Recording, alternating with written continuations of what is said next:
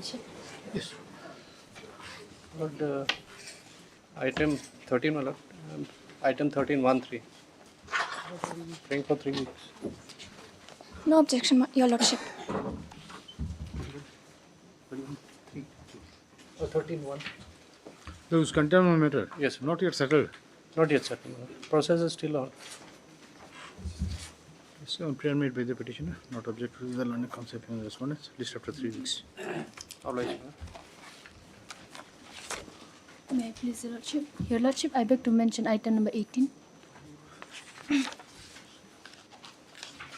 On behalf of Jai Shalla. Yes. It's not well till now. Your Lordship. Yes, Swiss for dependent for the state. Item 18. Item 18. Yes. Let it come after My Lord, no objection. 2 weeks. 18 after 2 weeks. And request made on behalf of Mr. Jasilla, learned counsel appearing for the petition. Yes. Obliged, Your Lordship. Obliged. May I please, Your Lordship, I beg to mention item number 11. May this matter come up after a week, Your Lordship. The conducting counsel is currently engaged in some Padhar matter. I'm appearing on behalf of respondents 7 and 8. No objection. No objection. And prayer made on behalf of learned senior counsel appearing for the petitioner. Not object to the learned counsel and the respondent, list after 1 week. Yes. May I please, Your Lordship? I beg to mention item number 19, Your Lordship. I pray for 2 weeks' time, Your Lordship. No objections. 19, 2 weeks on prayer of the petitioner. Yes. Highly obliged, Lordship. May please, Lordship. Yes. Lordship, I beg to mention item number 9, Lordship. Oh, number 10, Lordship. So, apologies. Yes. Lordship, on the previous day, we were supposed, the for the respondents was supposed to bring on record the low court records, Lordship. I'm still yet to receive the records, Lordship. The pre matter may come up after another 2 weeks. Where is petitioner? Petitioner, Lordship.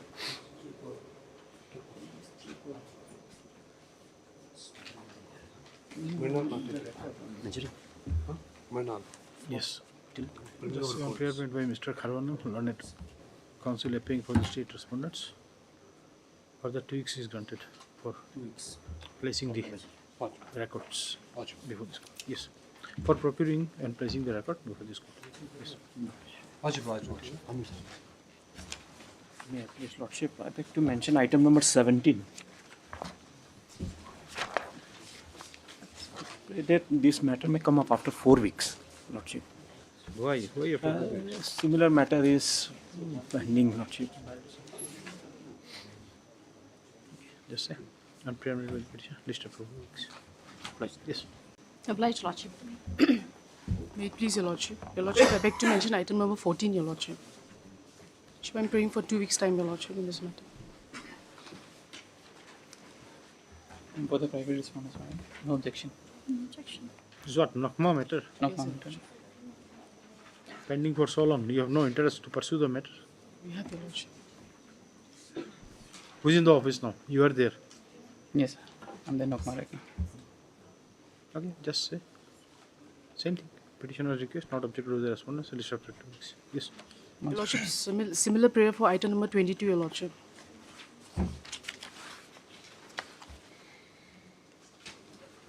I have no objections, Your Lordship. 22 on prayer made by the petitioner, list after 2 weeks. Yes. Highly obliged. Your Lordship. Item 15, Your Lordship.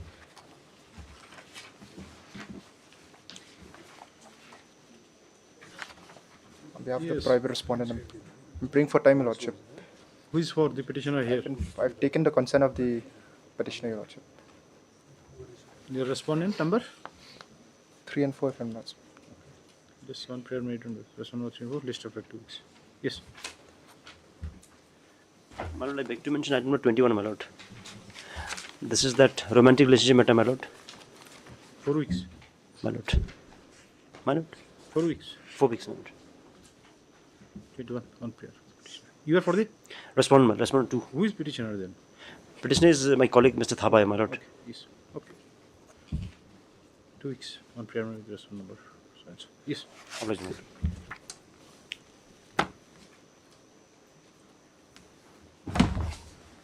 May it please your lordship. Yes. I beg to mention item number 20. I'm appearing on behalf of respondent number 1. We're praying for 2 weeks' time, your lordship. Item 20. Yes, your lordship. You're appearing for Respondent number 1. the petitioner? There's no one is there. So, there is no one here. You are there. Any objection? No objection. Much Yes, obliged, your sir. lordship. So and so. List after 2 weeks. Yes. Item number 1.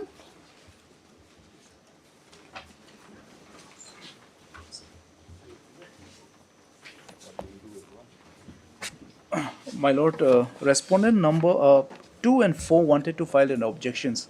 They have not filed till today, my lord. So what is to be done then? Will issue for hearing? Lordship, yes. Proceed for hearing, my lord, after that. Okay.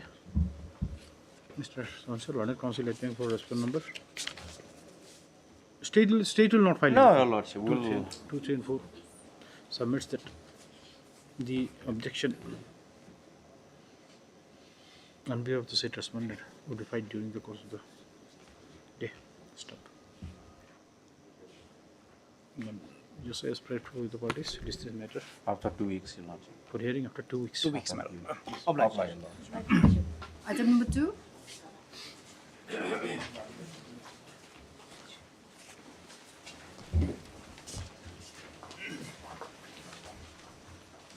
Yes, Mr. Joshi. May I please your lordship? Yes. I'm appearing for respondent number 6, lordship. Some more time to file the objection, lordship. Lordship, no objection. Yes, prayed for by After 2 weeks, lordship. GCH Marak. Lordship, let it come after 4 weeks because there are other matter which has been referred to mediation. So there are scope for settlement, then we'll see that. Okay. So there are some connected matter which is referred Yes, for mediation. yes, Lordship. Okay.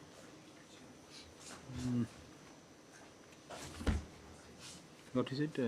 GC Mark. London Council appearing for the resolution number 6. Praise for grant of some more time for filing an objection in this matter. Stop. It is submitted by the London Council for the parties that a connected matter is referred to the special mediation committee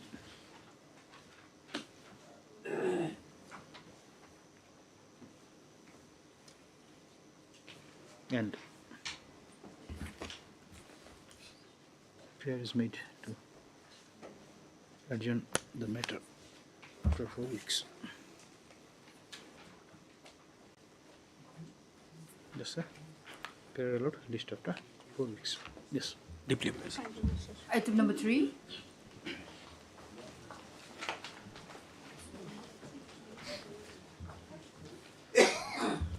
Yes, Mr. Day. May it please your lordship, this is again a romantic marriage matter.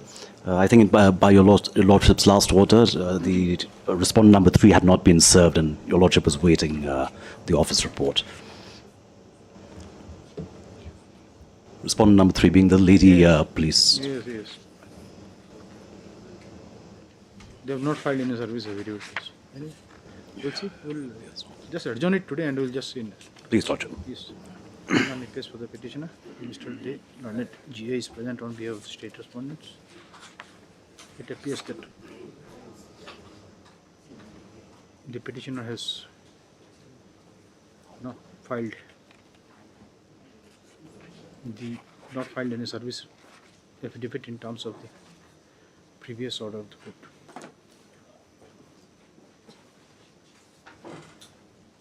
The petitioner may do the needful before the next date, at least after 2 weeks. Yes. Grateful, lordship. Item number 4.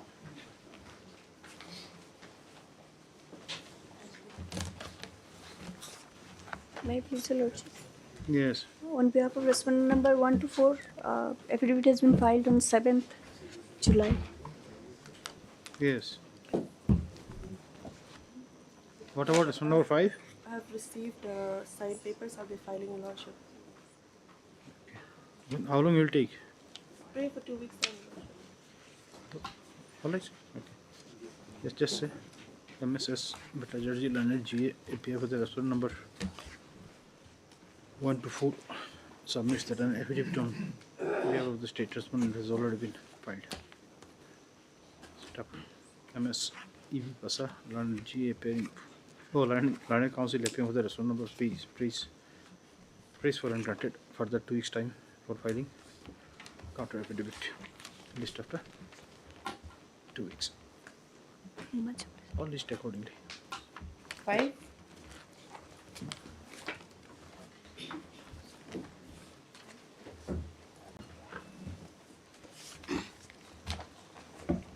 Yes. May please, Your Lordship. Your Lordship, this matter is being handled by Ms. Zeti Nonkanri. However, Your Lordship, as per the instructions that we've received, Your Lordship, the petitioner did not inform about the death of her husband to the department.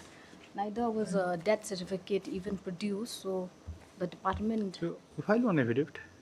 Okay. Once you receive the instruction, I think that will be proper course. Then they can respond, isn't it? Or you want to say that your submission be recorded and matter be disposed of? It can be disposed of, Your Lordship, if they provide all the required documents to the department. So Like that let him, certificate? then he have to take instruction. We cannot. Yes, Lordship, I Your have to take submission may not be correct also. Yes, Your Lordship. So he Your will have to Lordship, verify. because the husband of the petitioner, he was habitual absent. 1-2 paragraphs affidavit. I think Yes, that will be better. Yes. And what about you? I've received You will be filing affidavit or? Yes, Your Lordship, I'll be filing. Small affidavit. Okay, then we'll just adjourn it on your prayer for filing affidavit. I think that's better. Yes, on prayer made by MS Eidinger and G appearing for Resolution 1, 2 and 3 and MS EB Pasal and Council appearing for Resolution number 4 for the 2 weeks granted for filing of affidavit. That's it. 6. Much obliged, Your Lordship.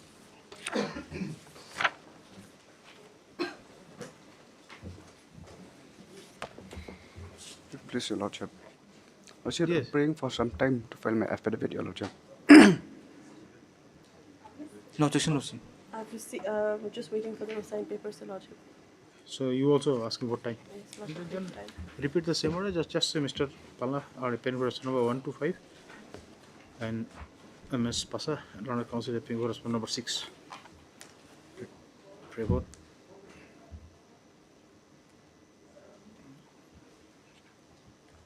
On prayer made by so and so, appearing so and so. Further 2 weeks time is granted for filing affidavit, for filing out affidavit. Yes. Much obliged, Lordship. 7.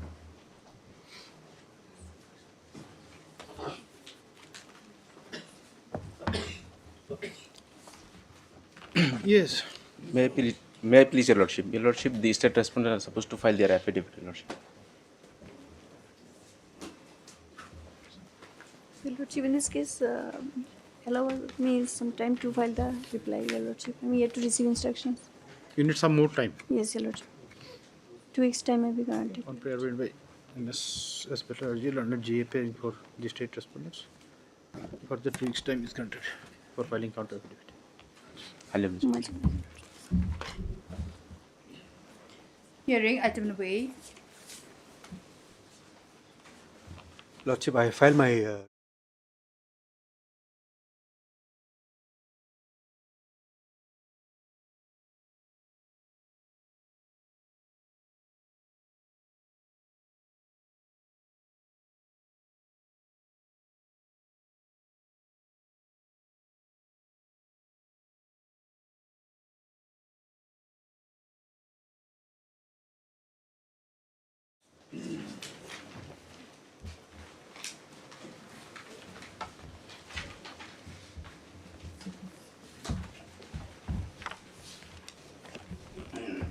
Yes. May I please, Your Lordship?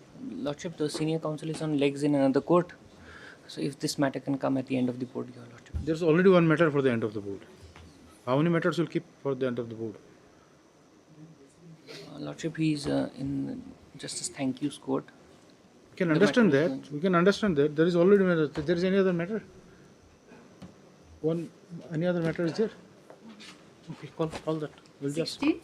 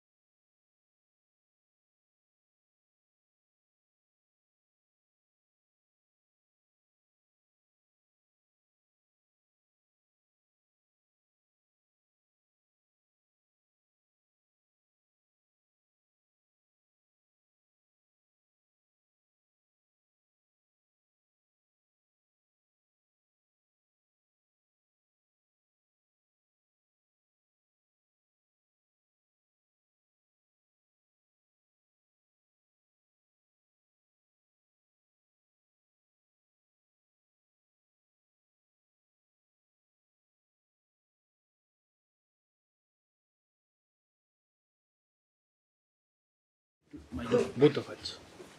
Yes. Maybe, please, Your Lordship. In Yes. fact, at the time when it was called, I was on leg in the other court. Yes, sir. Your Lordship, this is a case of dismissal from service.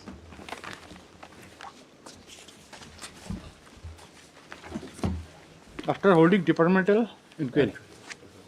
And the departmental inquiry also, I am challenging Your Lordship, because why?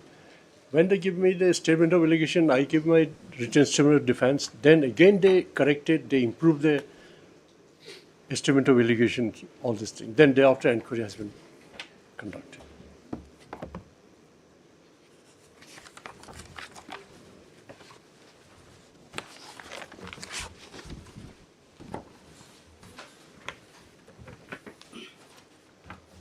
So, may I continue? Yes. Your Lordship?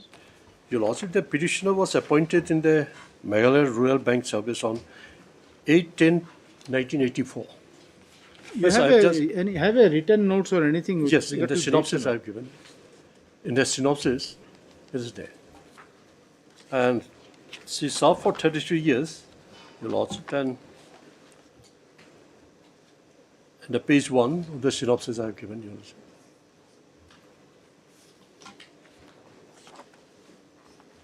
But Your Lordship got that synopsis. Yes, yes, please. And in fact, during the service period, she got many awards, certificates of commendations, letter of appreciations from the development of the Meghalaya Rural Bank for increasing the profitability of the bank and for reduction of NPA of the bank. So, Annexure 328, all those awards were not I have given. Then suddenly what happened, Your Lordship, at Annexure 9, Your Lordship, on 28/4/2017, issued a suspension order. Annexure 9, Your Lordship, at page 86 and 87, Your Lordship.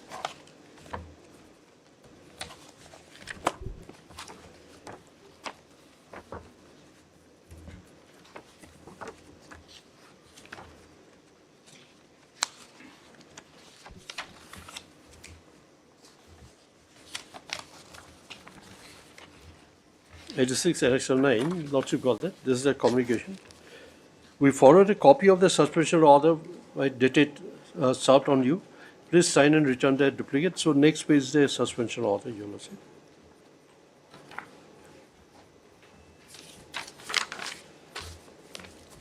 Srimati Anidora Karmuti, officer scale 2, posted at our Smith branch, is reported to have committed serious irregularities while sanctioning, disbursing a number of loans during her tenure as branch manager Smith. Accordingly, the undersigned as disciplinary authority hereby places Srimati Anidora Karmuti under suspension in terms of Regulation 46, 47, 48 of the Meghalaya Rural Bank Officers and Employees Service Regulation 2010 in terms of 48(2). You should report to the undersigned whenever called for. So and so shall be paid suspension allowance as per extant rules of the bank during the period of suspension. Senator shall provide to the bank her address, whereabout, communication. So Carry on, please. that's all, Your Lordship. This is a suspension order issued by the chairman and disciplinary authority.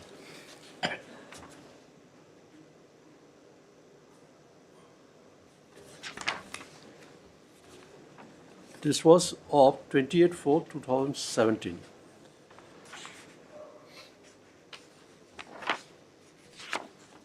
Then next page 88, Your Lordship. 23/6/2017, Your Lordship. Yes. Under suspension, I am under suspension, disciplinary proceeding, statement of charges. These are the statement of charges, Your Lordship. Certain serious acts of discipline, misconduct, and fraud are alleged to have been committed by you, in view of which it has been decided to initiate disciplinary proceeding against you in accordance with provision of the Meghalaya Rural Bank Officers and Employees Service Regulation 2010. We enclose a statement of charges in this connection, and you are directed to submit your written answer statement of defense in response to the statement of charges within 15 days.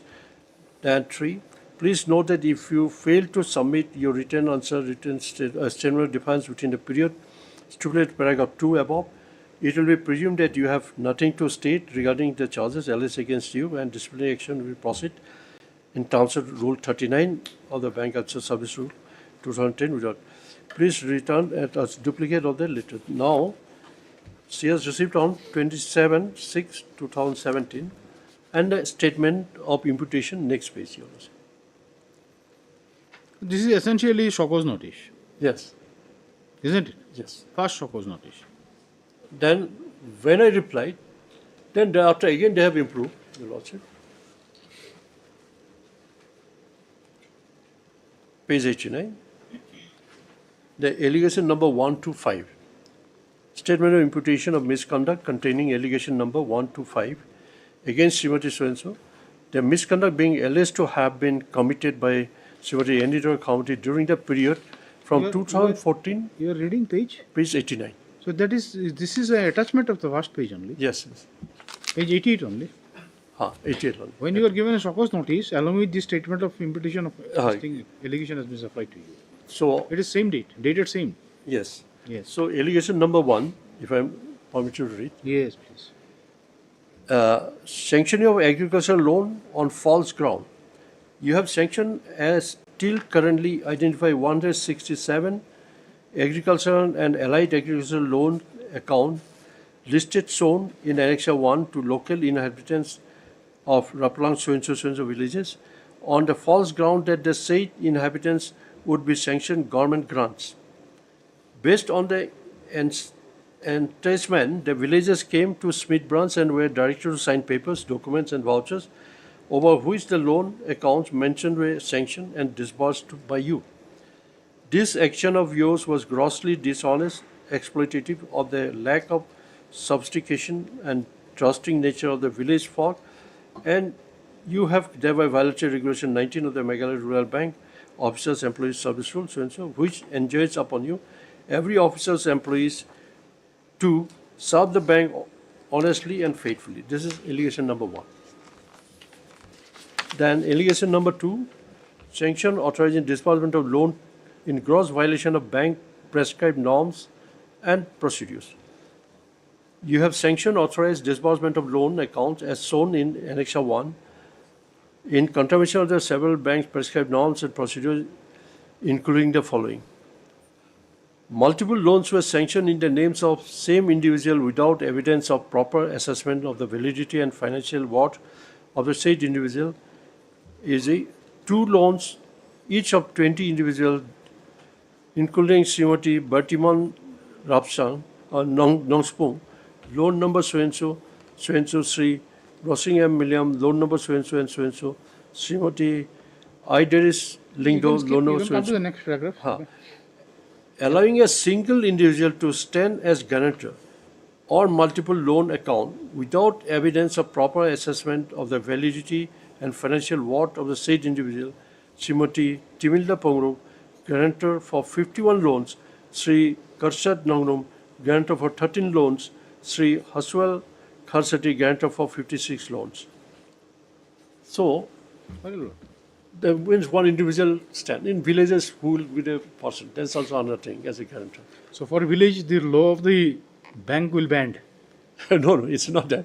Means that is one allegation is there. Anyhow, authorizing disbursement of loan in cash and in a single installment rather than directly to the authorized supplier, with each installment disbursed after verifying and satisfying about the utilization of the previous installment as stipulated by the bank on various occasions, including page 15 of the bank's manual of loans and advances, 2011. Now, obtaining receipt of the purchases of livestock, medicines and feed supposed to have been made by the person in whose names the loans had been sanctioned by you, and as instructed by the bank on various occasions, including in page 15 of the manual of loans and advances, 2011. Not insisting on the issuance of the livestock whose purchase and upkeep was sanctioned by you.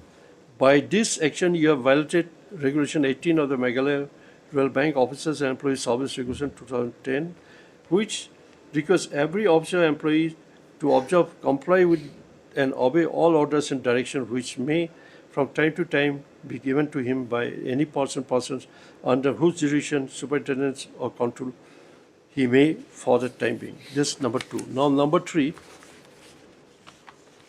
Next page also. Unauthorized obtaining from the cashier in charge, Srimati Smith branch, the disbursement proceeds of the fictitious loans sanctioned by you. You misutilizing your position as branch manager, Smith, in order to unauthorizedly secure custody of the amounts disbursed against the mentioned 160 fictitious loans sanctioned by you directly from the cashier in charge, Smith branch. Whereas the proceeds of loan are required to be disbursed to you, disbursed to and from the for the bank beneficiaries, you have by your action acted in gross dishonest manner and in violation of Regulation 19 of the Meghalaya Rural Bank Officers and Employees Service Regulation, so which enjoins upon every officer and employee to serve the bank honestly and faithfully. Now, allegation 4. Entering into an agreement against the bank's interests with certain functionaries and persons of the Smith area without the knowledge or approval of the competent authority of Meghalaya Rural Bank. The loan listed in Annexure 1 were sanctioned and disbursed as part of a conspiratorial arrangement entered into by you with Srimati Timilda Pangru, resident of Raplang village, Sri Karsad Nongru, headman of so-and-so village, and Sri Haswell Kharsiti, headman of Mohawk. Any criminal complaint lodged with regard yes, to this? CBI inquiry is going on. Evidence is there. In fact, I am the one to conduct the evidence. So, many things are there. I'll come to that. You are for the CBI? No, I am for the. Okay. This matter has been charge sheeted. Charge sheeted. Trial is going on. Evidence is on the way. Like which your lordship did for the Apex Bank. Lordship, remember, I think the same way. It's a anyway. big issue. Big thing. So, anyway, I'll come into that, your lordship. This election number 4, an arrangement against the bank interest with a certain functionary. The loan listed in Annexure 1 was sanctioned and disbursed as part of the conspiratorial arrangement at so-and-so village. It was a headman considered Mohawk. The conspiracy involved mobilization of the concerned village inhabitants for coming to Smith branch to sign necessary bank papers and the siphoning and misutilization of the proceeds of the agricultural and allied agricultural loans sanctioned in the names of the said village inhabitants. You have by this action violated Regulation 22 of the Meghalaya Rural Bank Officers so-and-so, which stipulates that no officer of employees shall accept, solicit or seek any outside activity without the previous sanction of the competent authority.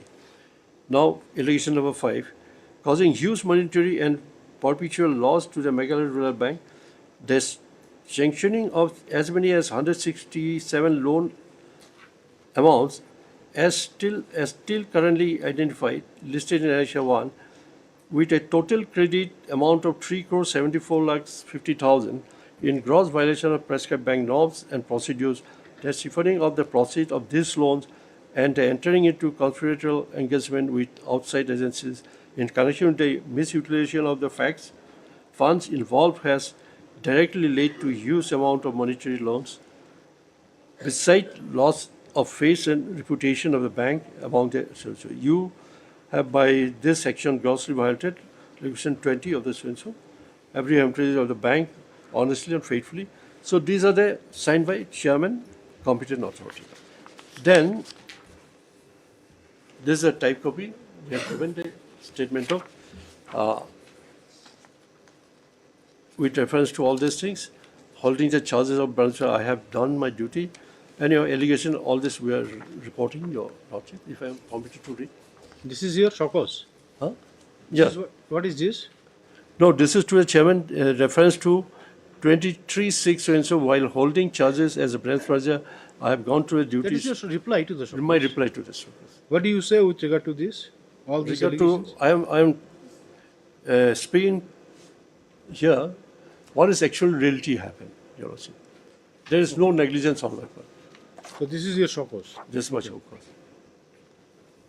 This is the first showcase written statement of defense. Yes.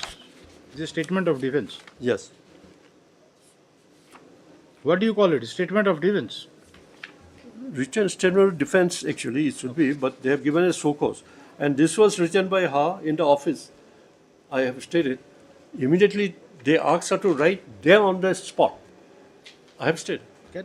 Can we go into all those things in a writ petition? Means I cannot go into. Means I have stated there what my petitioner said. That's what I have stated there.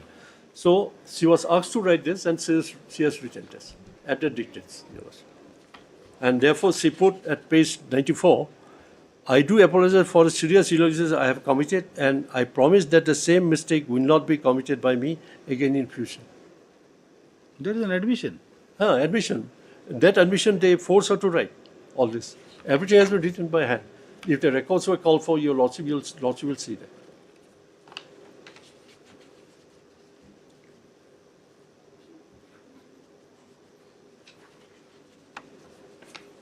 So, at least to understand. This is 3/7. Huh? This is dated 3/7, isn't it? 3/7. And that is also given on, your lordship will come. 26.3, the statement of 23/6/2017, that has been given. Then suspension order has been given, your lordship, on 28/4/2017. Suspension order. Yes. Then it's 17, and this one's given on 3/7/2017. Your reply. Yes. This is all right. What you are trying to imply from referring the date? Do you want to say something? Yes. I want to say that when I give my statement, again they corrected this SOPUS, written statement of defense. Which one is correct? Yes, it is there. Your lordship, that page 92, since I am coming at page 92, your lordship can count to page 95. The same thing, handwritten by her.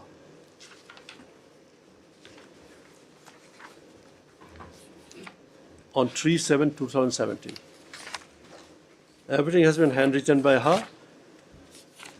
Your lordship. So this is the typed copy. The first one is the typed copy. Typed copy. Yes, okay. So, but then what you want to say? Because my intention that I'm not involved. In fact, for dismemberment of law, I got the award. I was appreciated. That is okay. So you want to say that you have been forced to admit? Forced to write this admission. That is what your submission. That's right.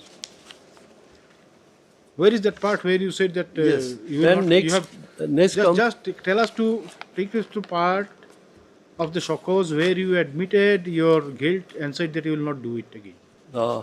Yes, that is already At page? handwritten. No? It is not in the typed copy, it is not there. No, type copy is there. Handwritten is page 99. And then where is the typed copy here? Type copy is page 94, 92 to 94. No, where is that part where you that said one that is I will... 94. 94. I apologize for that. Okay, last Yes, time. sir. Yes. Last paragraph, 94. Yes, yes, please. Okay.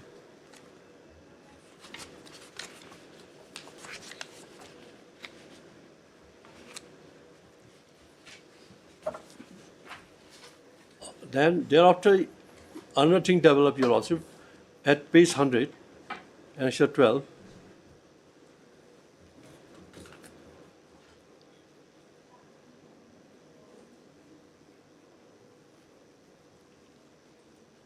(18/10/2017). Just a minute, Mr. Page? Page 100.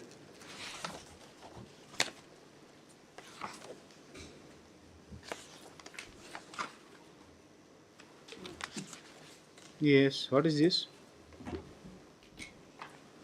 This is again they give statement of imputation of misconduct containing allegation number 1 to 5. Corriginum they give.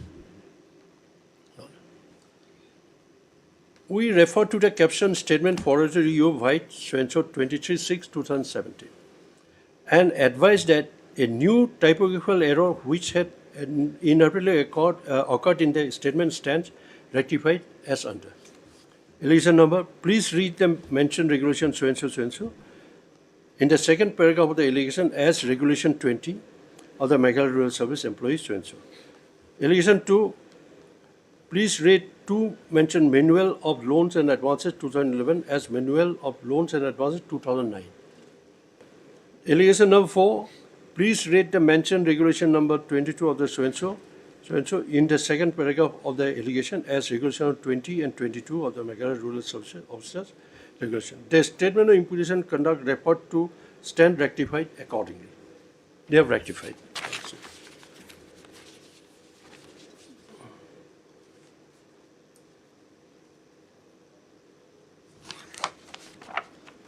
Then page 101, Your Lordship, they have written to me. On 21/10/2017, departmental inquiry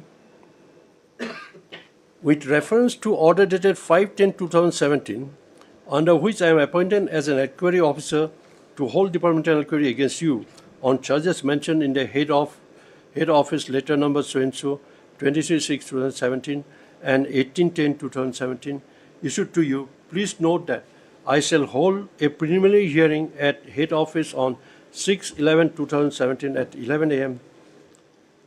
and on subsequent date if necessary. In this connection, if you want to be represented by any of the bank employees as your defense counsel, you may do so under advice to the undersigned and chairman of the bank. 3. Please remain present along with your defense counsel, if any, at the inquiry on the date, time, and place mentioned above, and continue to remain present throughout the hearing on the day and subsequent day, if necessary. You will bring with you list of documents and witnesses in duplicate if you prefer to plead not guilty to the charges. Please note that if you remain absent, so hearing. So, K.K. Gupta, inquiry officer, issued copy to chairman. Then, next page, you'll also 102 to the chairman. In accordance with the letter 6/10/2017, I have conducted an inquiry on 6/11/2011, on the day held 6/11/2011, into the charges against Srimati Anidor Committee manager under suspension, and am pleased to enclose herewith my report finding along with the inquiry proceeding and other related papers as per list below. Inquiry proceeding on 6/11, exhibit so finding. So inquiry was completed very fast, isn't it? Fast. Initially in October and then and in one day, just few minutes only. It means within a month they have finished. Yes, everything finished. Report was submitted. Yes. Then this is the finding of the inquiry in the matter of inquiry.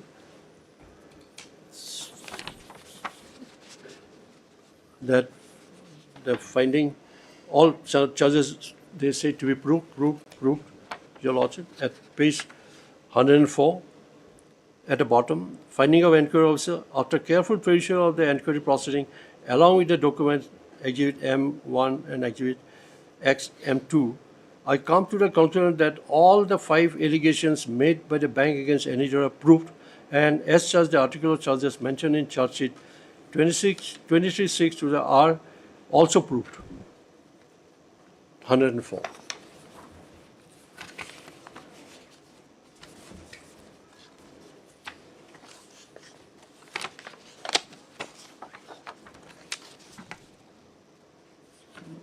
Then 105, they have forwarding of inquiry report dated 2011 to the submitted by the inquiry officer with reference to so-and-so, 5 so-and-so copy of the forward. Where is the finding in detail of the inquiry officer?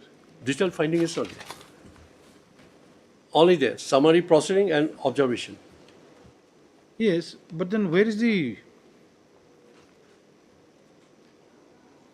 Page 103, details of charges given, left side, and summary proceeding, observation, then finding of inquiry, charge proof.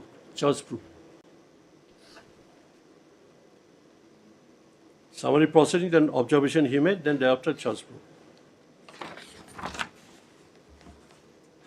It was conducted in a very slipshod manner.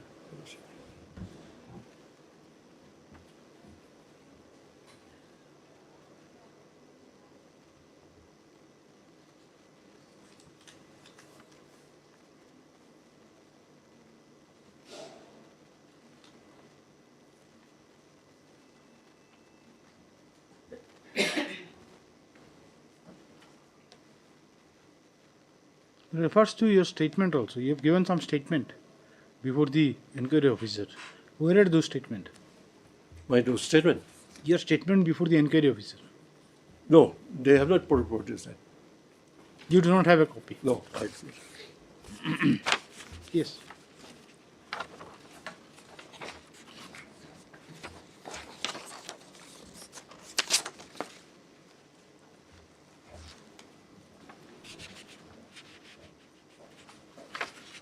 Yes. So then thereafter, finding contained in inquiry report, failing which, etc. So you have nothing to express. Then thereafter, at page 106,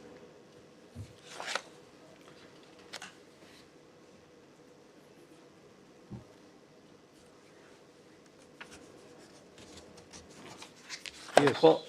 later dated 2011-2017, and calling for written statement of defense. 100 page, they asked me, you are given opportunity to submit to the undersigned within 15 days from the date of this letter your written statement. No. Okay, this is the second suppose now. Your written defense on the whether finding. the bank, the regulation of the bank prescribe the mode and manner of holding departmental proceeding. Is it there? No, detail not there, Your Lordship. This is there. But then so far the procedure is concerned. Procedure is. The first shokos, second shokos, all these are provided in the rule. No, those were not. Then they follow what pattern? They follow under this Employee Service Regulation 2010. Your Lordship. That is the bank's one, bank's own one. Huh. Now, if this procedure for conducting departmental proceeding is not prescribed there, is it prescribed or it is not prescribed? They have. There is some prescription in the thing. Okay, forgot it. Just come to the thing. Anyway, I'll come to it. Yes. This is your second suppose. Annexure. So 15, isn't it? 100, 106. 105 is your second suppose. 29, isn't it? Yes. Then 106 is my 13 December 2017 written statement of defense as called for by you, by later date 29/11/2017. Then I have written, Your Lordship, that I am in receipt of the letter 29/11/2017, wherever I have been directed to give my written statement of defense on the finding contained in the inquiry report, and reply thereof, I am filing my written statement in my defense for favor of your kind and scientific counsel. One, that at the very outset, I would like to state that the delay in filing my written statement, if any, may be condoned, and I may be excused for the same, as I have received the said so-called notice only on 30/11/2017. Further, the statement which are not specifically admitted by me, hereinafter shall be deemed to have been denied by me. Now, I deny and do not admit the correctness of the finding of the inquiry report. 3. Reply to allegation number 1. That I deny and do not admit the observation and the finding arrived at by the inquiry officer in the allegation number 1, and in response of the same, I would like to state that as a branch manager, I was supposed to uplift the business and earning of the branch, and was time and again requested directed by the chairman to increase the lending of the branch, write several letters, and to see that loans are disbursed to fields including AATL and KCC as required under Stand Up India scheme, and give adequate trust to the same. Hence, keeping only the interest of the bank, I disbursed loan to 167 persons after obtaining all necessary documents, photographs, etc., and after conducting proper verification inspection and on proper guarantee of guarantors, and the loan AATL and KCC, when 2 loans were given, were sanctioned through the respective accounts of 167 persons, and they all received the loan amount duly. It was transacted in the bank account. Their bank account opened, it was deposited in the bank account. Just tell us one thing. That is there. Just a minute, Mr. Monto. This will be question of law. Now, when the departmental proceeding is initiated, you've been given shock cause notice, statement of allegation is given. You give a reply. Inquiry is held. Now, after the finding is recorded in the inquiry, you've been given a second show cause against the inquiry report.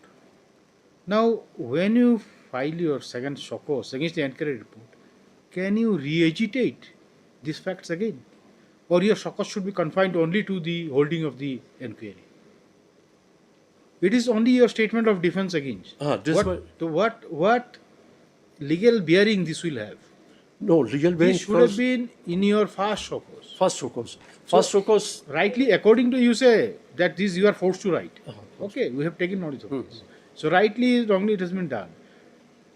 Can you, if you raise this thing in the second show cause, what relevance, what can, whether in law we can take into consideration? Because no inquiry was conducted at all. Your Lordship will say. So you should say that no inquiry is conducted. Yes, there is no inquiry at all. Because you should say that the inquiry officer was biased. I'm just saying that is your show cause. You can say that inquiry officer has not given me a chance to cross-examine. That is your show cause. Yes. But then it doesn't mean that you give your statement of defense again. They asked for so it. What purpose no, it serves? I am to give because they have asked for it, Your Lordship. The show cause. They have asked for it, yeah. Written defense on the finding. Therefore, I am giving. At page 105. Time is written defense of the findings. Yes. On the finding, what I am to say. Therefore, I am giving that. Yes. Then you should say that is not according to the facts, not according to this thing. Yes. But then doesn't mean that he re-agitate the fact again. Because he just observed himself. It's a question of law, basically. So I just. Anyway, I'll come into that, Your Lordship. That part. All received a loan duly, and I have sanctioned and disbursed the loan account for the betterment and benefit of the villages and the branch, and also treated them as normal loans with a monthly report to the regional office through control returns. She has submitted all the monthly reports to the office. I did not have any intention to raise funds nor in favor of fraudster or misuse of bank's money. I was helping them in good faith. The reason that I had disbursed in one installment was that I had been the previous branch manager had disbursed a loan in one. I had seen the previous branch manager had disbursed a loan in one installment, and there was no objection from the head office. I further reiterated that all the loans were sanctioned as per the procedures and guidelines and for the upliftment of the bank and the branch, and had not violated any of the bank's norms, since all the borrowers had signed the documents and these loans were reported to regional office on monthly basis.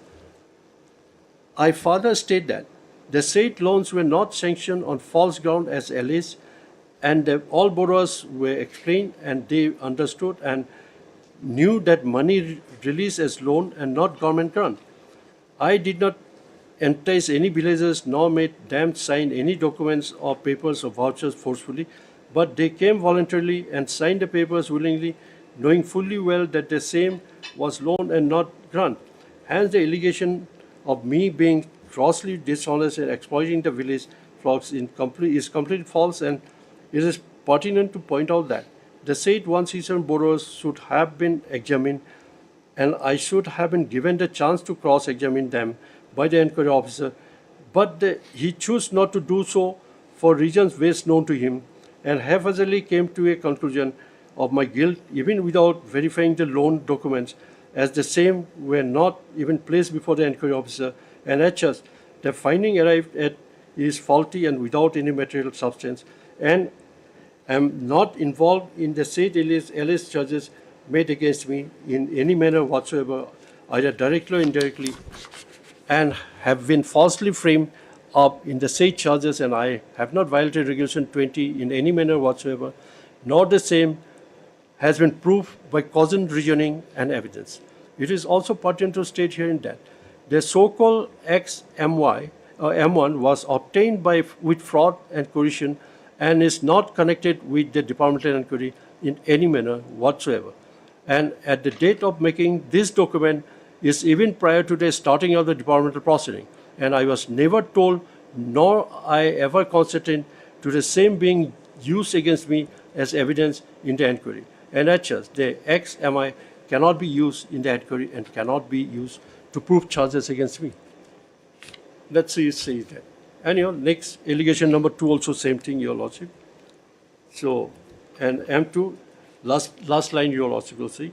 It is also potentially here in the so-called M1 and XM2 were obtained by fraud and coercion and are not connected with the departmental inquiry in any manner whatsoever, and at the date of the making those documents is even prior to the starting of the departmental proceeding, I was never told nor I was consented to the same being used against me as evidence in the inquiry, and as such, the so-and-so cannot be used in inquiry and cannot be used to prove charges against me. Same thing, Your Lordship, that 3 and 4 also same, then 5 also same thing, Your Lordship. Then from 7, paragraph 7, if Lordship permits me to read, at page 110. Yes. That I would like to state that from the very beginning, the attitude of the regional manager, Sri G.S. Das, and other officers of the bank have been very bad towards me, and I was treated by them as a criminal, and they held me guilty from the very beginning, and I was forced by them to write and reply as they wanted. And whenever I denied the charges, the same would be thrown on my face, and I used to be verbally abused and threatened continuously, and fear psychosis were created in my mind time and again by this officer. In fact, on one occasion, the regional manager, Sri G.S. Das, hurdled the chair and banged it on the ground as I had denied the charges, and my reply was torn down, and I was forced to write as per his dictates. 8. That I am to state that the entire so-called inquiry was a farce, and in fact no proper inquiry was ever made by the inquiry officer as per the procedure of law, and one single day without even recording my statement. The entire inquiry was concluded holding me guilty, which was done with a premeditated mind on the guise of a preliminary hearing and in a most biased and unfair manner. 9. That I am to state that from the very beginning the inquiry was not conducted as per rules and regulations. 10. The letter number 23/6/2017 asking me to give my written statement of defense did not contain any list of documents.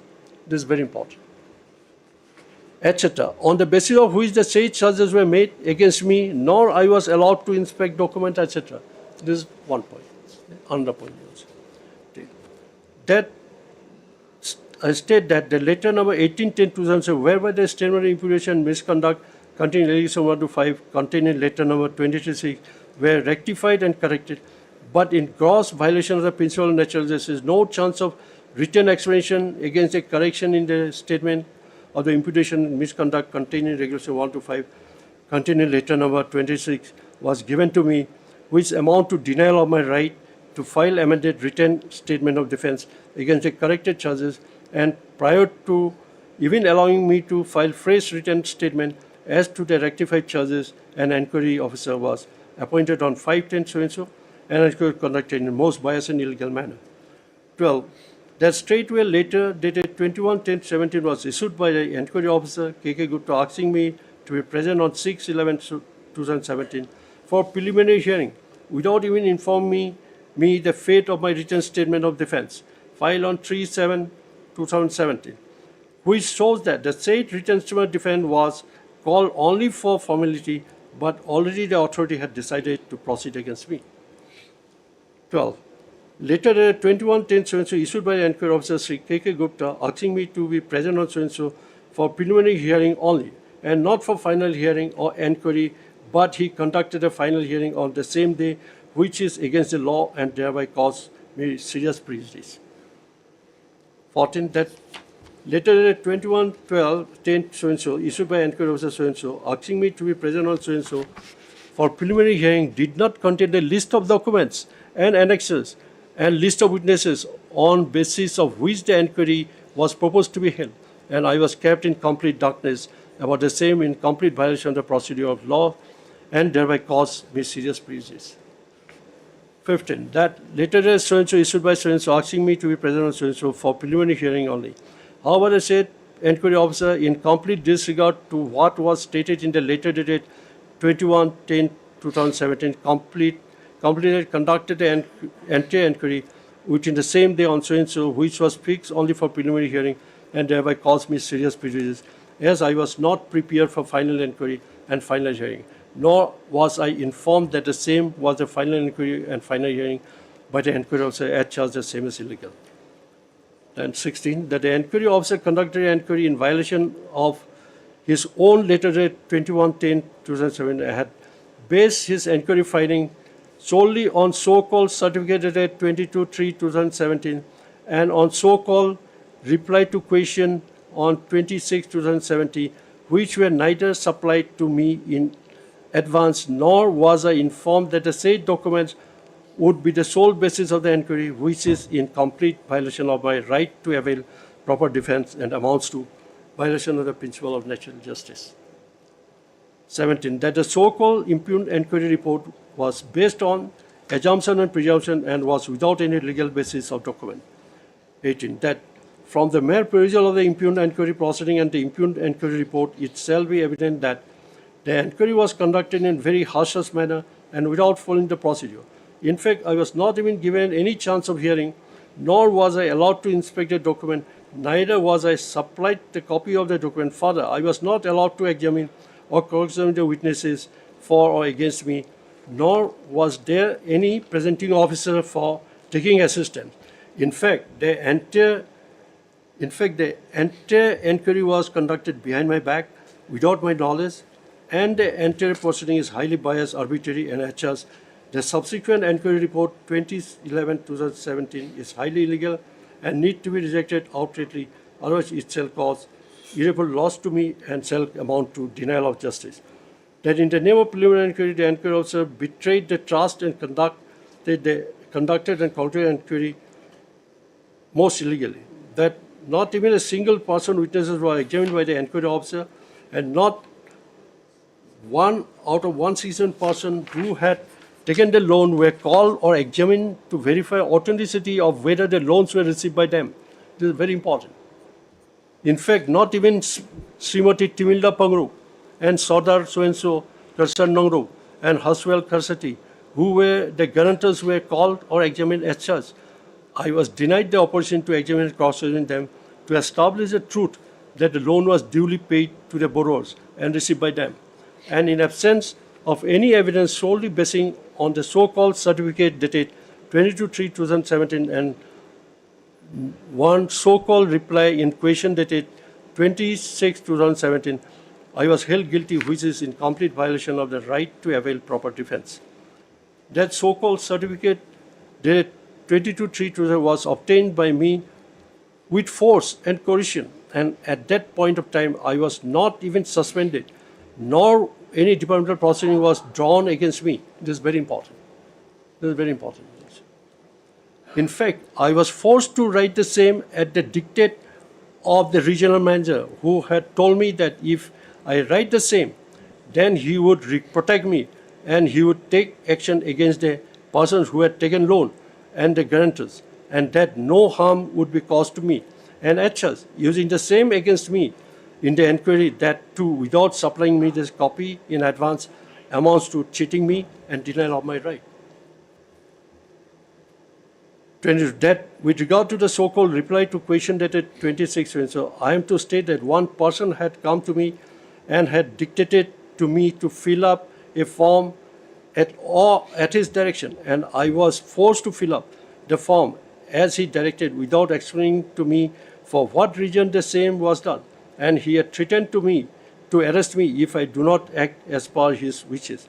And as such, out of fear and in nervous state of mind, I was made to fill up the form and sign the same, and this was also done prior to issue of the letter 23/6/2017, taking me to give my written statement of defense, asking me to give my written statement of defense, and prior to the commencement of the inquiry proceeding.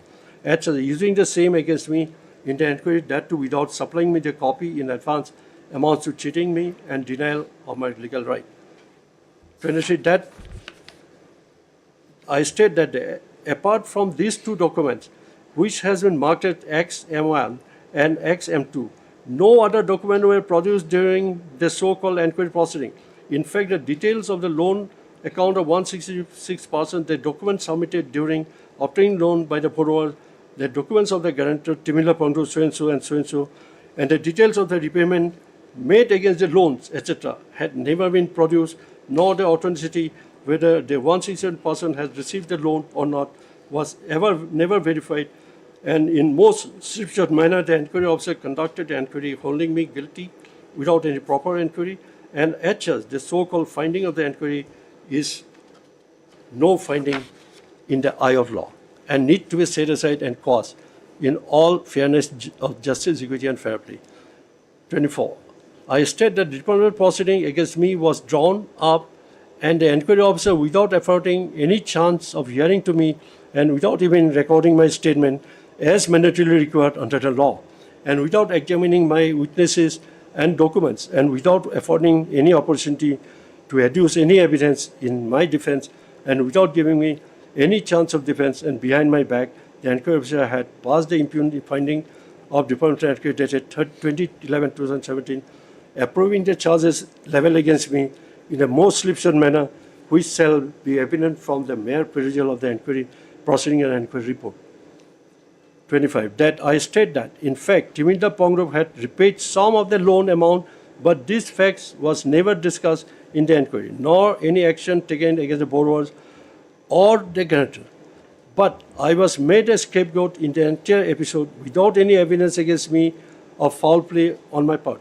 I had not gained any monetary benefit out of the loans, and in fact, I had many personal loans myself which I liquidated by selling my property.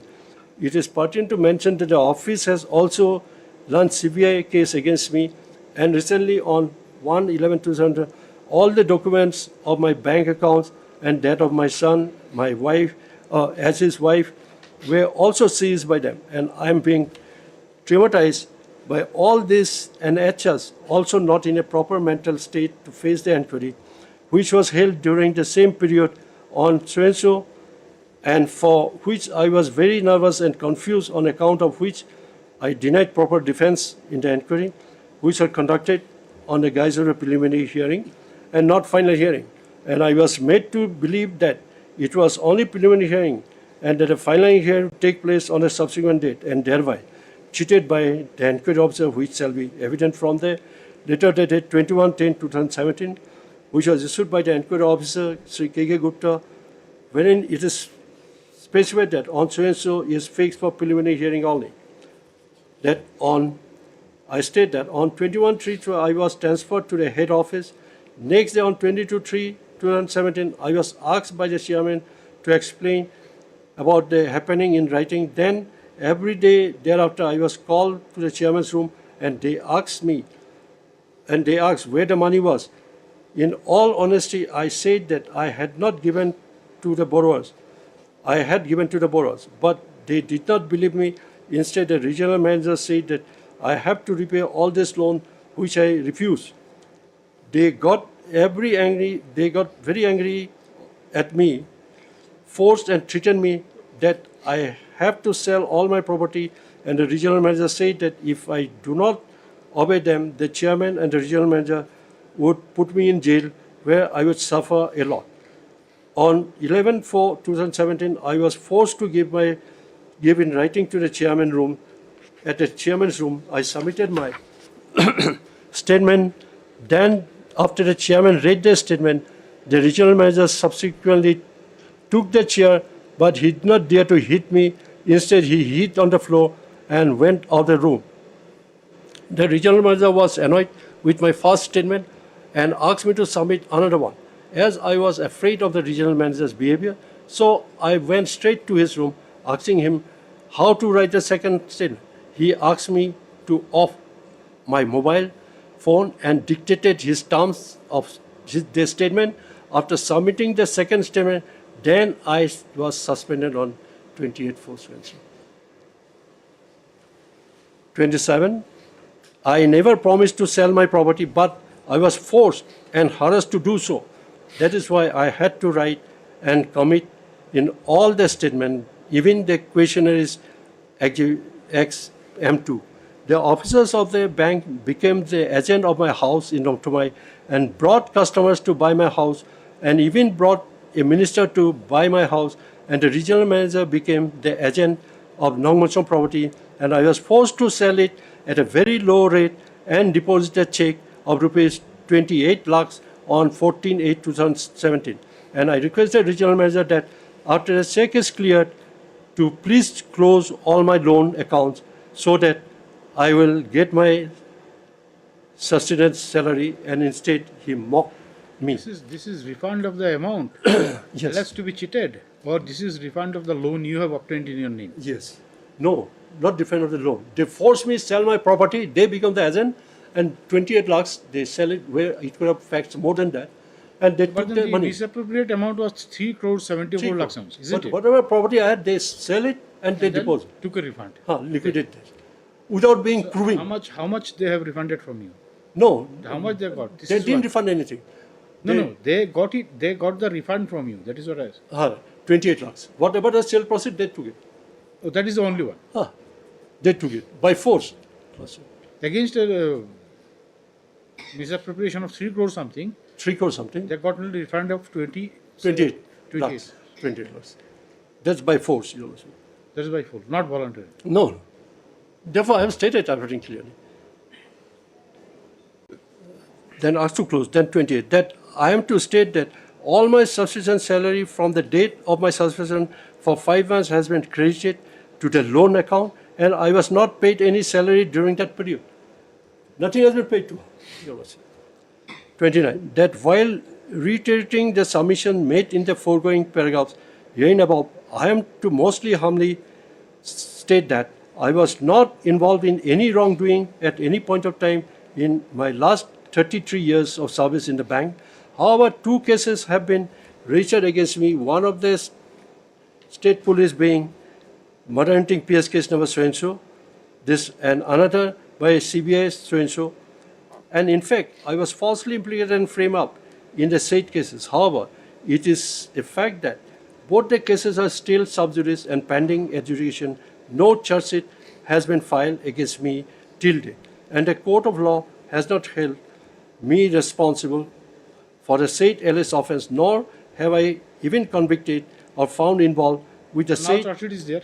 Now charge sheet is there. Now charge sheet is there. Charge sheet there, after all this thing. Charge sheet there and trial is going on. LS offence, and in fact, on the contrary, the court has granted pre-arrest bail and so and so. Next, it is pertinent to state herein that merely by filing FIR against someone, no involvement can be established, and not even can it be said to be a case of prima facie involvement, in as much as till date not even the charge sheet has been filed, nor the charges have been framed against me by the court of law in the said case.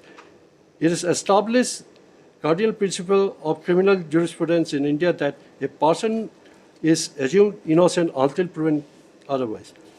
This is a very important aspect in my case, as I have not been tried by the court of law and have not been proved guilty by the court of law. The very basic and fundamental tenet of criminal law is that a person is innocent unless proved to be guilty by the competent court of law.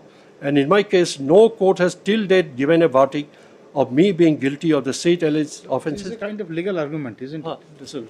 So, when she is subject to double jeopardy, that's just The same argument which otherwise you would raise before the court. Yes. Now, 30, your just stated about the double jeopardy means your lordship will see that taking the preliminary inquiry, basing on the M1 and M2, the question is I was dictated by the regional manager. M1 is? That statement I was asked by the regional manager to write off the mobile on the thing. That question that is a reply to suppose. So this is what this has been exhibited as M1. M1.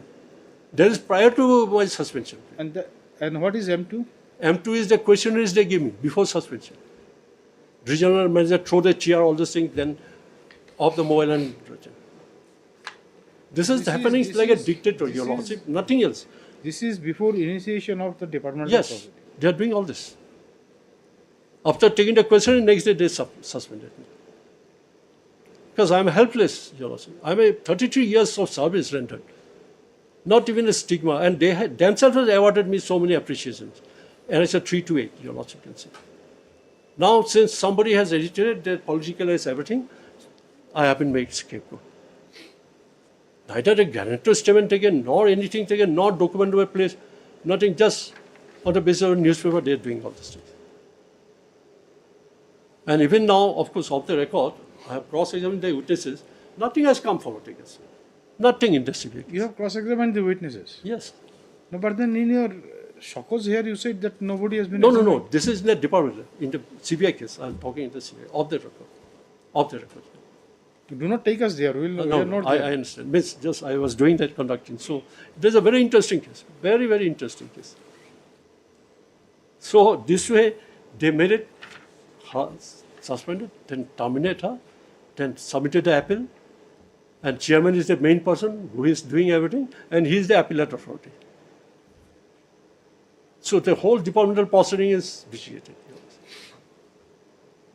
It is not in accordance with law. That's my submission. And there are many things I can read, Your Lordship, but she has hesitated since she has given a chance. But they have not taken note of all this thing. Prior to suspension, whatever they were forced to write, she writes. Once she writes the correction, they tear it, they throw it out. All these things happen. No, where is the instance that chairman was after all those things? Because he's the one, chairman is the one giving all these things to me. Wait, which one? At page, statement of charges, page 88, yours faithfully, chairman, competent authority, statement of charges. No, that is okay, but then he has not taken any decision. Now, thereafter, Your Lordship, he appointed an inquiry officer, and I have addressed those, asked me to address those to the chairman, those handwritten. Is there any legal bar in doing that? What the law says? But definitely it will be biased. How do you say? If it is a bias, then this system should not prevail, it should go. So, like the IO is the complaint is the IO. If you want to maintain that contention, then you give us some law. That if that Shokos knowledge notice, the authority who issues Shokos knowledge notice is the appellate authority, then definitely there will be presumption of prejudice. Anyway, I'll look into that. But that is what appears to be a question of law. Yes. Now, departmental proceeding, as you understand, whatever the thing, the court will have a limit to go into the factual assertion. Factual, obviously, that you have. I know. The scope of judicial review will be confined only to the procedural aspect and the principle of natural justice. No, as far as what I've stated, everything has been violated. If you say that, what you raised just now, the appellant authority, he himself is the person who... Because he himself is the one who dictated me to write. Anyway, these are all factual aspects. Prior to the suspension. He is the one, and those M1 was during his time. Just keep aside those aspects, these things. But then the admitted thing is that the Shokos notice was issued by the chairman. And now he himself is the appellate authority. Yes, appellate authority. Now, so definitely if there is a legal bar, please give something on that. I'll just work out that, but I'll find out. Because in the criminal law, complainant cannot be the IO. Therefore, 1976 Supreme Court held that they will definitely be biased.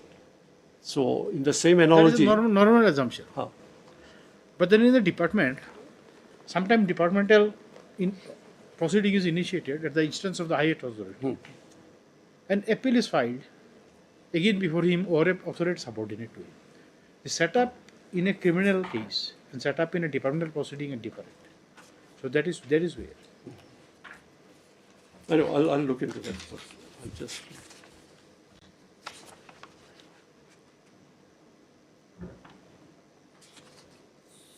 So, she has stated... Protection, basically,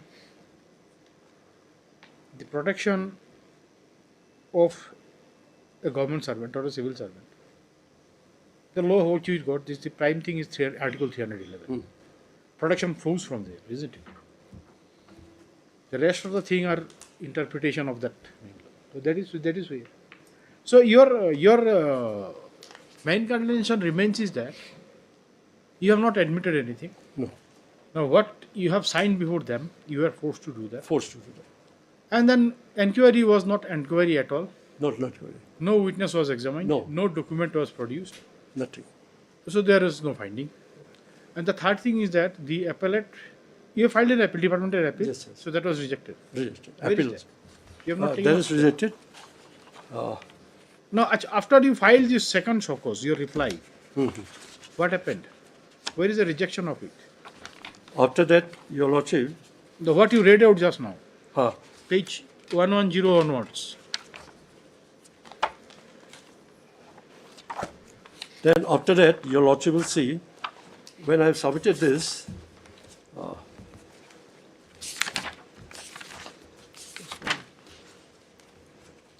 Up to 117 is your reply.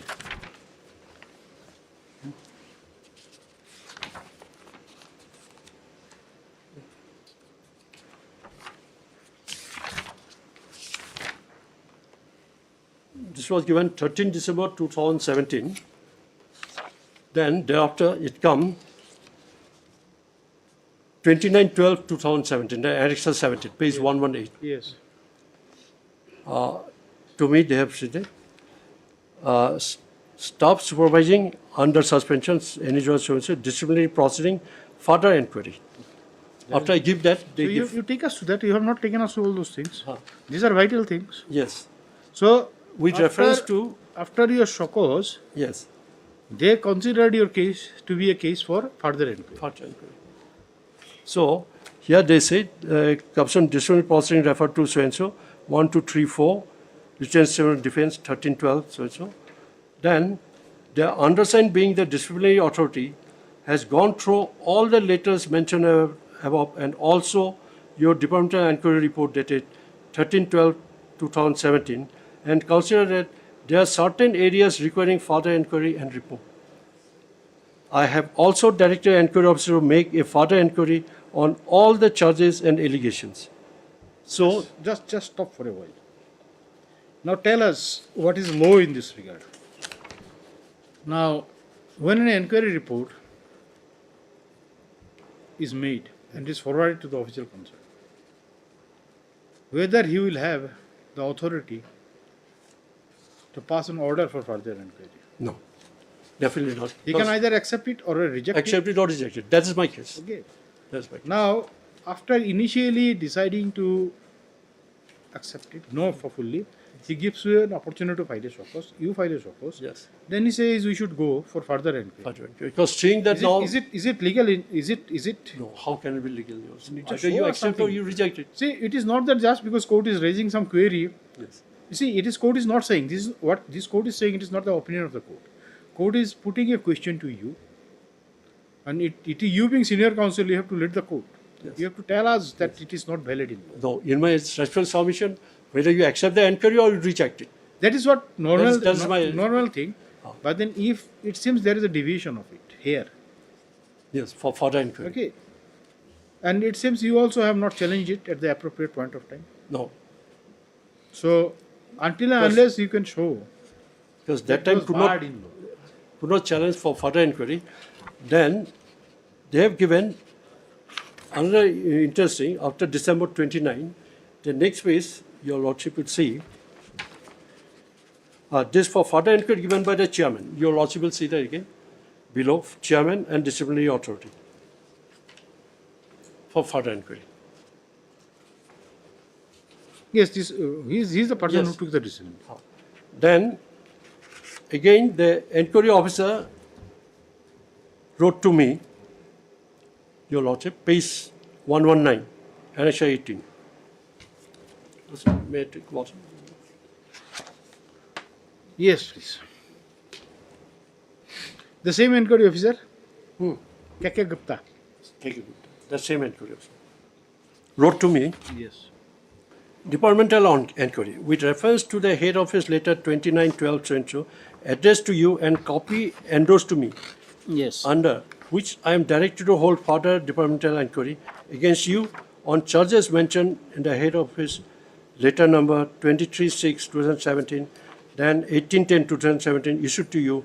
Please note that I shall hold a preliminary hearing at head office on 5/2/2018 at 11 a.m. and on subsequent day if necessary. In this concern, if you want to represent by any other bank employee as No, your this is defense one thing. counsel. Just a minute. Why it is again preliminary hearing? That's what I am surprised, Your Lordship. What is meant by this preliminary hearing here? Every time preliminary again doing, how it can be? I don't think that service jurisprudence it permits this. See, Mr. Mahanto, Mayor saying don't think we will not do. You have to give us law if you want to say on.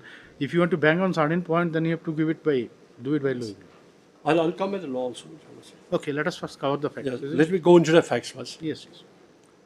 Then, 3, please remain present along with your defense counsel, if any, at the inquiry on the date, time and place mentioned above, and continue to remain present throughout the hearing on the day and subsequently if necessary. You will bring with you list of documents and witnesses in duplicate if you prefer to plead not guilty to the charges.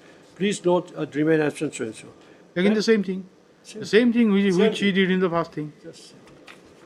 Is it contemplated in the regulation? In the bank regulation, the bank has a regulation, isn't it? Yes. Whether this procedure which they have adopted, is it contemplated there? No way contemplated. No. Then, Your Lordship, against that, Annexure 19, I have written to the inquiry officer.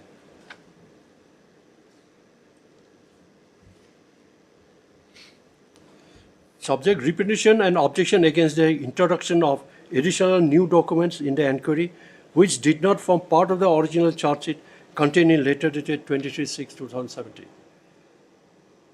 I am in receipt of the letter so and so, whereby the date of hearing has been fixed on 6/3/2018, and in reply thereof, I am filing my representation and objection against the introduction of additional new documents in the inquiry which did not form part of the original charge sheet contained in so and so, for favor of your kind sympathetic counsel. 1.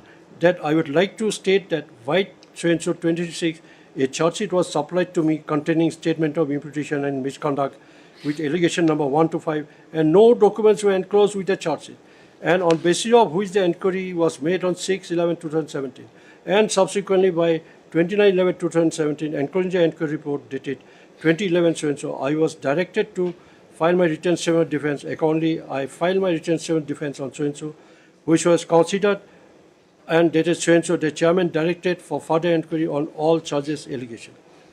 2. That thereafter the White 22/1 so and so, I was called for inquiry on 5/2. Just a minute, Mr. Mahanto, please go a bit slow. Just a minute. Sorry. I was called for inquiry on 5/2/2019, on which date. Just a minute, just hold on. Just hold on for a minute. Yes. Just.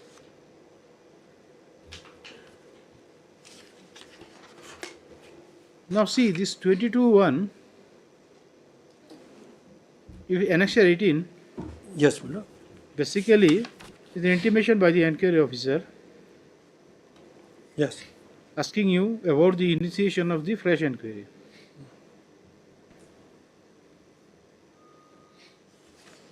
Isn't it? Yes. Which was to be resumed on 5th February. On 5/2. All right? Yes. Now, this started on 5/2. Now, your representation which you are reading right now. Yes. On dated 6 6th March 2018. So that is at the stage when this inquiry was. On 5/2. 6th March. That is after initiation of the fresh inquiry, isn't it? Fresh inquiry. So, I during think- the substances of the. No, Your Lordship, I think fresh inquiry has not taken place, I believe. You should be sure. See, like on you should. 60, I written argument, then I've given a written argument on 6/3 together. Because they asked me, you have anything to say? On 5/2, then they went, given this representation and followed by Your Lordship written argument. They asked to submit a written argument also. I've given written argument at page answer 20. If I'm permitted to read this, Your Lordship, then Just a minute. Just let us just get the fact. yes. So this after this letter, Annexure 18, page 109, Yes. the inquiry was held or not held? Fresh inquiry. On 5/2. Yes, that is where. See, like that third paragraph says, please remain present along with your defense counsel, if any, at the inquiry on that day. So what happened on that day? That was adjourned. That was adjourned. Then when the next day? Then was? again on 15/2/2018. Then what happened? Then asked to whether I will agree to the charges to which I denied. That's what I'm saying. Where from you That got is at page 121. It starts from 120, Your Lordship. 121 is your representation. Yes. Where is that in the official record? That I have stated. It is there in the records. If they call for it, will be there. Because Your That Lordship. is so it means you are referring to your statement. Yes. Do you have any official document here to support what you say? No. No. Okay, so that is what. Just tell us, give us the fact. The court must get the fact. No, their records call for, then it will be there. There should not be any misunderstanding. Yes. Misunderstanding will happen. I See, because something goes as your submission, something comes as your submission, something is your contention. Something, if it is that in their document, then we take it as admitted position, isn't it? What you say that may not be admitted by them. Correct. So that is so, what. if I'm permitted Now to this read- is the 6th March 2018. 18. You have submitted to the enquiry officer. Ah. Now this comes as a response to what? Or did you Response have to just what? written Because it? he asked me. That's what in paragraph 2 I have stated at the bottom. You will see. That thereafter, by later date, so I was called for enquiry on 5/2/2018, on which date the enquiry was adjourned. Next page, 121. But then, adjourned. Just a minute. Subsequently, the enquiry officer. See, the question of 21/2018, 22/1/2018 doesn't come because by letter dated 21/2018, the date is fixed on 5/2. 5/2. So how could you remain present on 22/1? Or later dated. Okay. Yes. Yes. It said 5/2 Yes. 2021. Yes. That is all right. Yeah. We got that. Adjourned. Okay. Enquiry was adjourned. Then page 121. Subsequently, the enquiry officer directed me to be present on 15/2/2018 for further enquiry. And on the day, I was asked as to whether I agreed to the charges, to which I denied and did not agree. And subsequently, the presenting officer, Sri Michael Kine, was asked to produce documents, evidences, arguments in support of the charges against me. And to my utter shock and surprise, suddenly the said presenting officer on behalf of the bank produced a big bunch of new and additional documents numbering 25 numbers, which were not part of the charge sheet.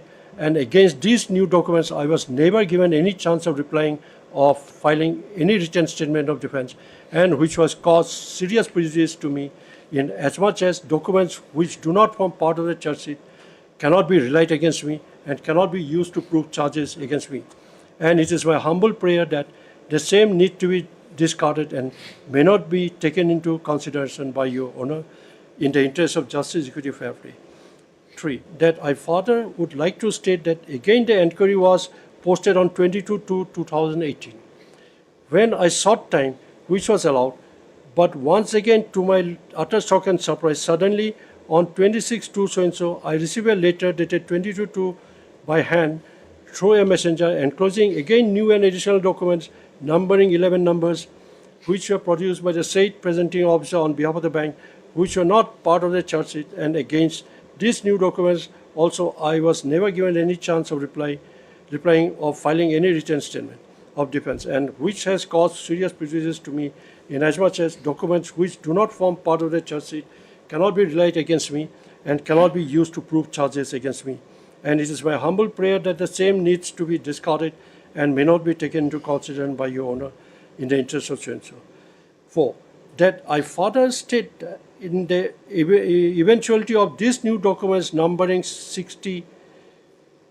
36 being taken into consideration by your Honor will amount to denial of justice to me and shall amount to misuse of the procedures of departmental inquiry by the presenting officer, Sri Michael Kine, and the bank, and shall vitiate the entire inquiry and shall also amount to misuse of the process of law and cause me irreparable injury. 5. That I state that it is established procedural law that in departmental inquiry all documents, evidence, witnesses which are to be relied against me need to be supplied to me along with the charge sheet containing statements of imputation and misconduct, so that ample opportunity of defense and written reply is provided to me before proceeding with the inquiry.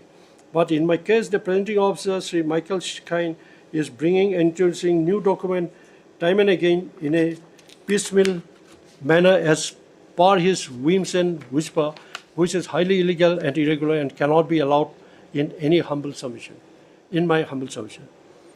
That it is humbly prayed before Your Honor that before further proceeding with the inquiry, all documents, evidence, and witnesses which are to be relied against me may be supplied to me in one go, and thereafter I may be allowed to file my additional written statement of defense against these new additional documents numbering 36 in the interest of justice, equity, and fair play before the same are taken into consideration by Your Honor. Otherwise, it shall be a clear case of malified arbitrariness and biasness against me, and shall cause me serious prejudice and shall vitiate the entire inquiry. 7. That I state that all the grounds taken by me in my written statement and all the lapses and latches pointed out by me are being attempted to be rectified by the presenting officer time and again, and if this cannot be allowed by Your Honor, otherwise the same shall cause serious prejudice to me and amount to double jeopardy. 8. That I state that as branch manager in the interest of bank, I disbursed loan to 167 persons after obtaining all necessary documents, photographs, etc. The same thing which you have stated earlier. Same thing, yeah. Loan, again I have said same thing. 10 also same thing, Your Lordship. Then 12, Your Lordship, is also important. I state that in gross violation of principal nature, there is no chance of written expression given. So, not part, so same thing I have given. You have objected to the admission of new 36 documents. That is what.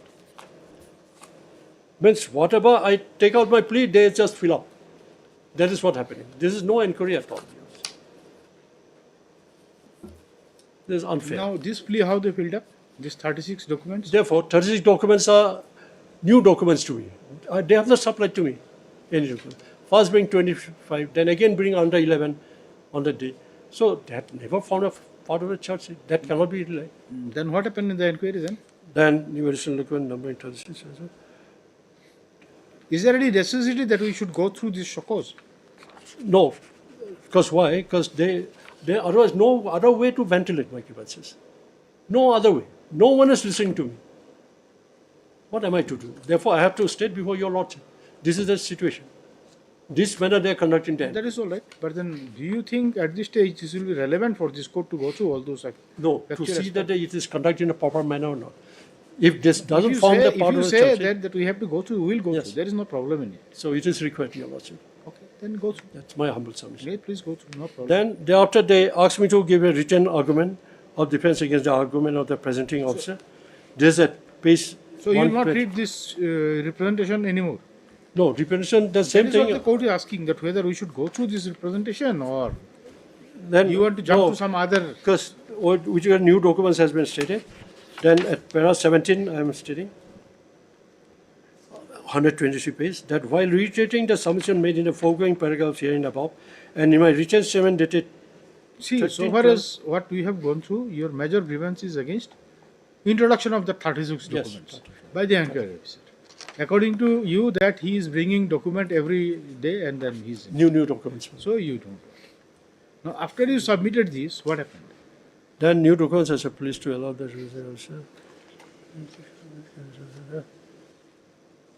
I requested so it will cause miscarriage of justice not to agree to that. 124 representation objection against the introduction of the said new and additional document numbering so. Your Honor may be pleased not to allow the presenting officer to rely on these documents in the inquiry proceeding, or be pleased to provide me an opportunity. Then what happened? After you submitted that, then what happened? Then thereafter asked me to give me a written argument. Then they filed the order. Written argument I have given at page. So nothing practically happened so far as this representation is concerned? No, nothing. So you they went to, just, I was. This is just I was. for your final argument. Final argument. A detailed representation I have given, Your Lordship. Then 16.3 they come. This representation was submitted on which date? On this is received by the same day. 6.3. Okay.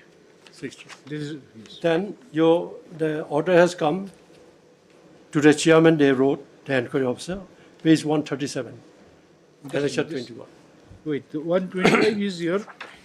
After the written argument all, on 16.3, 2018. Just 137 page. there are many documents, very difficult Yes. to see. I'm so sorry. No, it is No, not that, it was very difficult to. 137. Lordship got that. Dated 16/3. Just a minute. To the Just chairman. One second, Mr.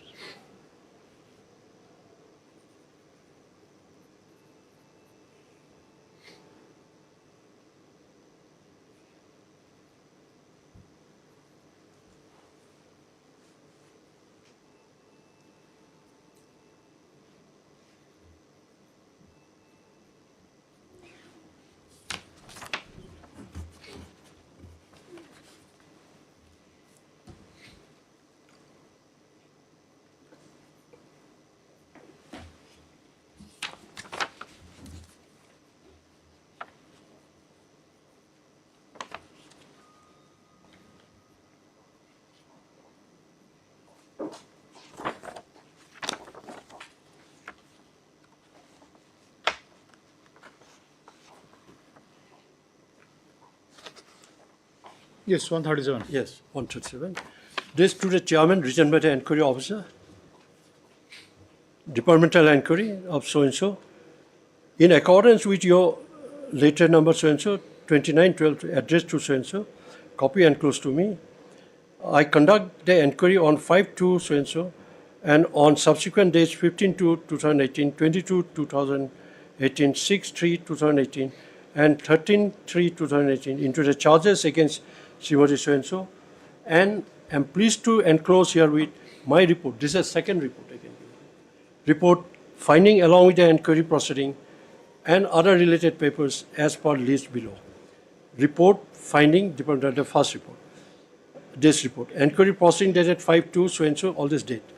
Copy of letter 22/1/18, inquiry officer, date of inquiry. Letter dated nil of Srimati so-and-so, along with the medical survey dated 16/2, requesting time to defer the inquiry to so-and-so. Copy of letter dated so-and-so of inquiry to Srimati so-and-so, intimating date of inquiry so-and-so. Letter dated 6/3 from Srimati introducer. Copy of letter dated so-and-so of inquiry officer to Srimati so-and-so, intimated decision to give her opportunity to represent her argument on 13/3 so-and-so. Now, this report enclosed those documents, serial 5. Exhibit 1 to Exhibit 27 as per annexure to the proceeding date of 13/3/2018. These documents are foreign to me also.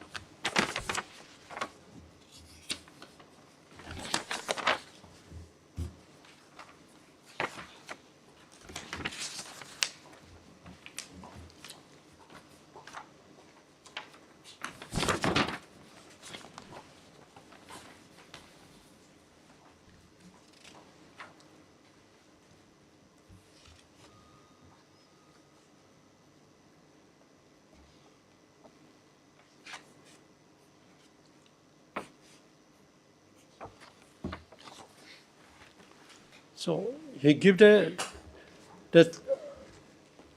inquiry report again after a further inquiry. So I can say it's a second inquiry, Your Lordship. At page 138. Yes. He took the help of the newly introduced document, Exhibit 1, Exhibit 2, Exhibit 3, 4. All this has been taken care of without supplying the documents to me.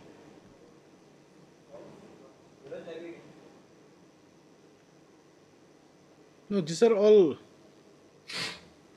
See, where is the report of the enquiry? Where is the enquiry report? This is the way.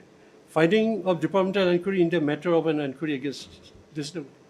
Ali also he gave the same way. Okay.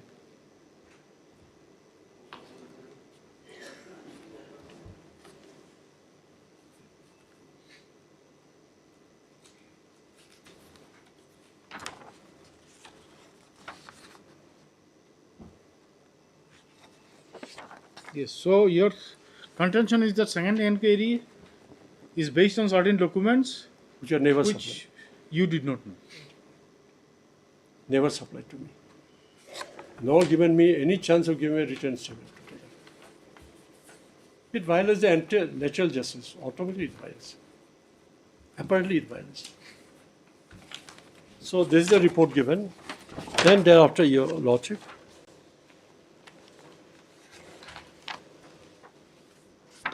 they have written, Chairman has written to me on 27/3/2018 at page 142.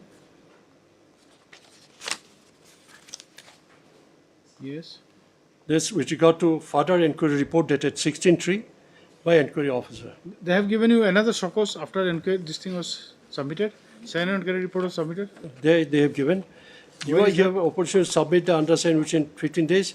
Where is that? Where is that? That is at page 142. 142. Yes. 142 is.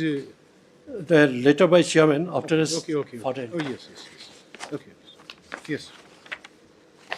Again, asked me to give my written statement against the finding.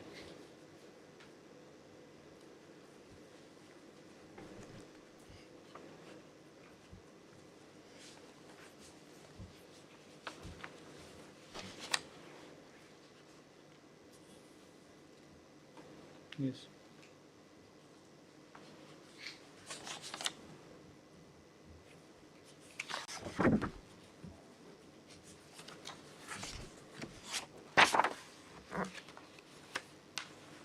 Then on page 143, I have given my written statement of defense again.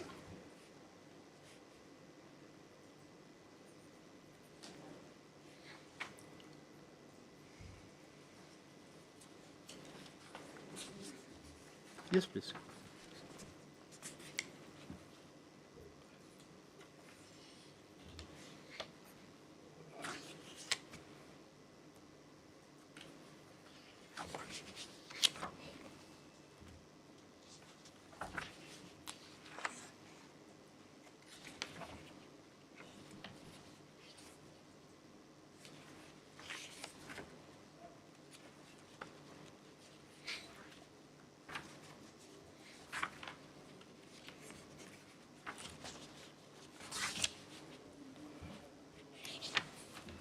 Here, page 143, Your Lordship, I have given my written statement elaborately, stating A to Z everything.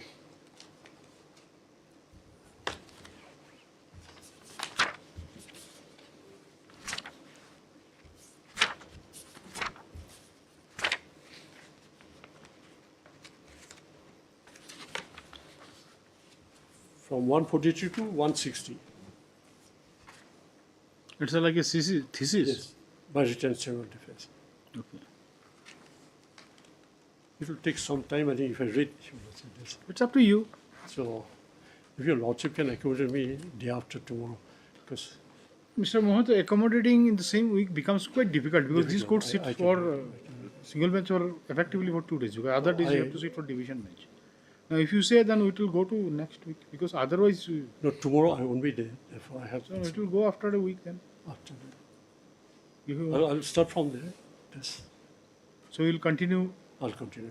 Next. Please come with law at least. Give us law. The factual things we may not. Yes. Do much, but these are the things. Now, only thing is just make us understand what is contemplated in the regulation, insofar as the departmental proceeding is concerned, the manner which is to be conducted, and say supposing inquiry, if objection is raised against the inquiry report and the concerned official finds the merit in the objection, orders re-inquiry. Now, the scope of law, so far as this is concerned, in a departmental proceeding. If it is provided in the rule, okay, rule will take care. But then if it is not provided in the regulation, then definitely you have to throw us some more light. Yes, Mr. Nath. Yes, ma'am. But not in complete manner, I think. There will be a huge task for you to. Yes. Yes, there will be many things you have to reply. Yes, my lord. Yes. Especially the procedure adopted by you. Can And I the, make a and the prayer to contention about the documents. These are all vital. Because the seriousness of the allegation may not be very relevant so far as the Procedural aspect is concerned. aspect is more important. Okay. Heard. Mr. S.P. Mathur, Honored Senior Counsel. Assisted by. Just say Mr. S.P. Mathur, Honored Senior Counsel, assisted by Mr. M. Lindo, has commenced his argument, but does not conclude the same. Stop. As prayed for, list his matter after a week for further hearing.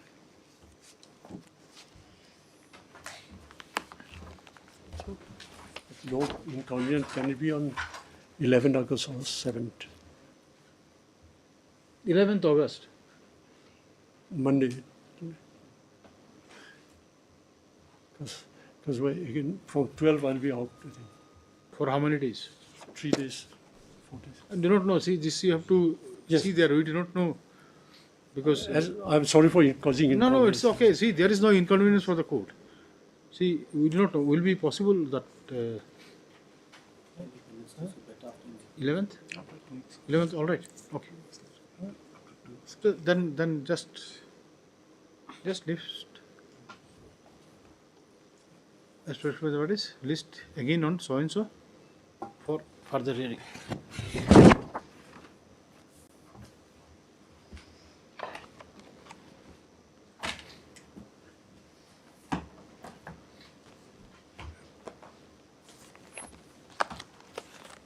Please no movement. Deeply obliged.